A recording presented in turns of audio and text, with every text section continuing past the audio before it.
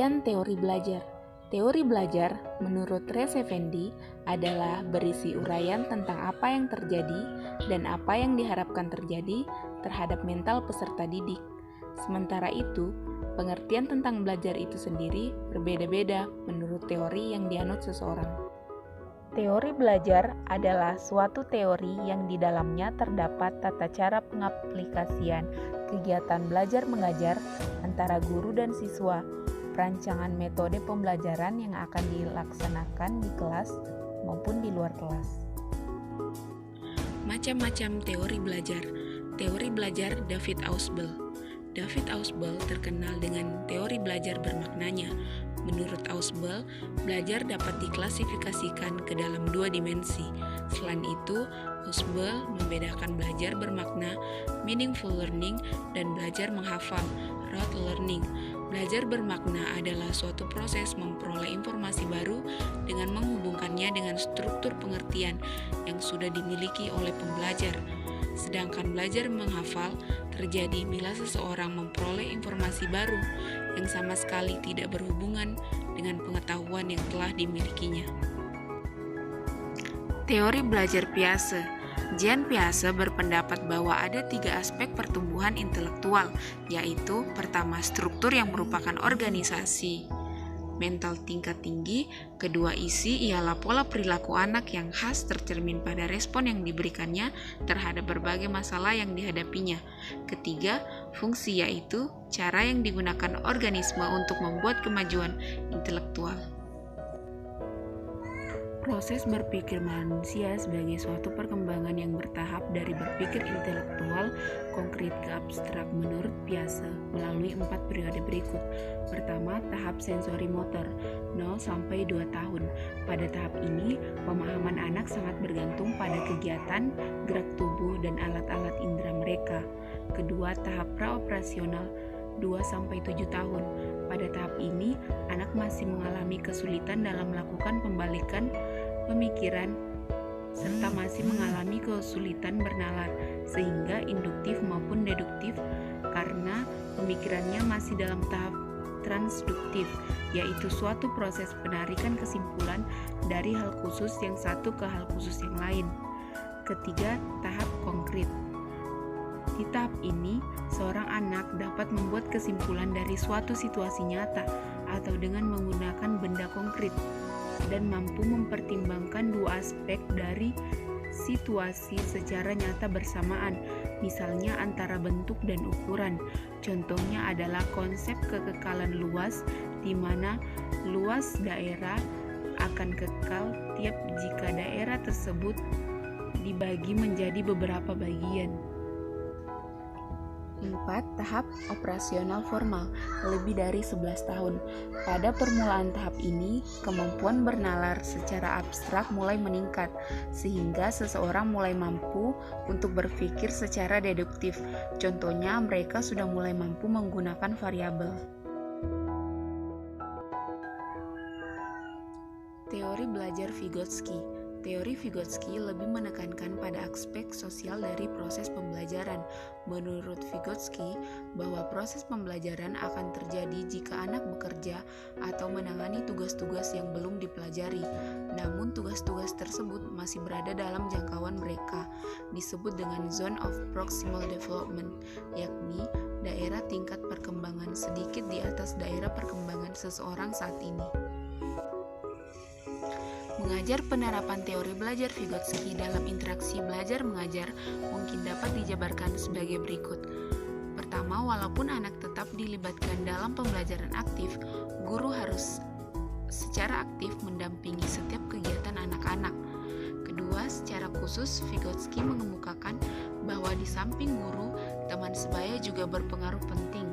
Ketiga, gagasan tentang kelompok kerja kreatif ini diperluas menjadi pengajaran pribadi oleh teman sebaya, peer tutoring, yaitu seorang anak mengajari anak lainnya yang agak tertinggal dalam pelajaran. Teori belajar Brunner berbeda dengan teori belajar Piaget yang telah membagi perkembangan kognitif seseorang atas 4 tahap berdasar umurnya. Maka Brunner membagi penyajian proses pembelajaran dalam 3 tahap, yaitu tahap enaktif, ikonik, dan simbolik. Ketiga tahap pada proses belajar tersebut adalah: pertama, tahap enaktif. Pada tahap ini, para siswa mempelajari matematika dengan menggunakan sesuatu yang konkret atau nyata, yang berarti dapat diamati dengan menggunakan panca indera. Contohnya, ketika akan membahas penjumlahan dan pengurangan di awal pembelajaran, siswa dapat menggunakan batu, kelereng, buah, lidi, atau juga memanfaatkan beberapa metode atau alat peraga lainnya. Kedua, tahap ikonik. Para siswa sudah dapat mempelajari suatu pengetahuan dalam bentuk gambar atau diagram sebagai perwujudan dari kegiatan yang menggunakan benda konkret atau nyata. Ketiga, tahap simbolik. Menurut Brunner, tahap simbolik adalah tahap di mana pengetahuan tersebut diwujudkan dalam bentuk simbol-simbol abstrak. Dengan kata lain, siswa harus mengalami proses abstraksi dan idealisasi. Teori belajar Van Hill. Teori belajar Van Hill merupakan teori belajar yang terfokus pada materi geometri. Teori yang dikemukakan oleh Van Hill berisi bahwa dalam mempelajari geometri, siswa mengalami perkembangan kemampuan berpikir melalui tahap-tahap tertentu.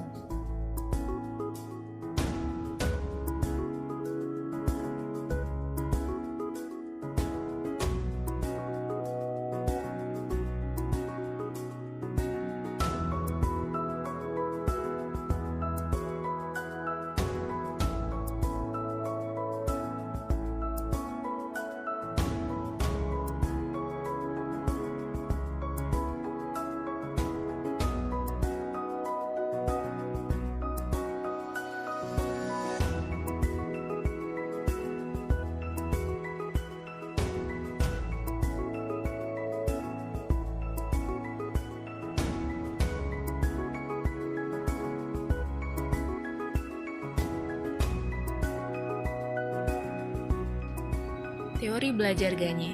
R. Gagne adalah ahli psikologi pendidikan berkebangsaan Amerika yang terkenal dengan penemuannya berupa condition of learning.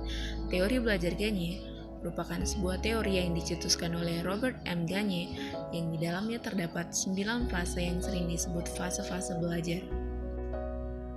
Fase yang pertama yaitu dengan memberikan motivasi dan pertanyaan ringan seputar materi. Fase kedua yaitu menyampaikan tujuan pembelajaran pada materi yang disampaikan. Fase ketiga, memancing siswa agar mengingat kembali materi yang telah dipelajari sebelumnya. Fase keempat, menyajikan suatu stimulus dengan memberikan pembelajaran yang menantang dan menarik perhatian siswa. Fase kelima, melakukan bimbingan kepada siswa. Fase keenam, memberikan pemantapan materi. Fase ketujuh, siswa mendapatkan umpan balik dari proses belajar yang dilakukannya.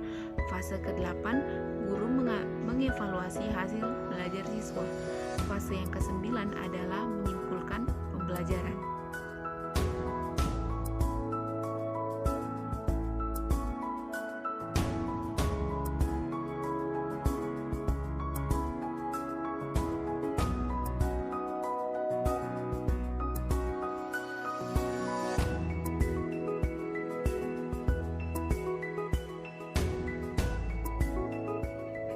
Teori belajar Dienes. Zoltan Paul Dienes adalah seorang matematikawan yang memusatkan perhatiannya pada cara-cara pengajaran terhadap siswa-siswa. Dasar teorinya ini bertumpu pada Piaget. Teori Dienes tentang belajar matematika dan penerapannya dalam pengajaran matematika menekankan pengertian. Dengan demikian, anak diharapkan akan lebih mudah mempelajarinya dan lebih menarik. Menurut Dienes, konsep-konsep pembelajaran matematika berhasil jika dipelajari dalam tahap-tahap tertentu.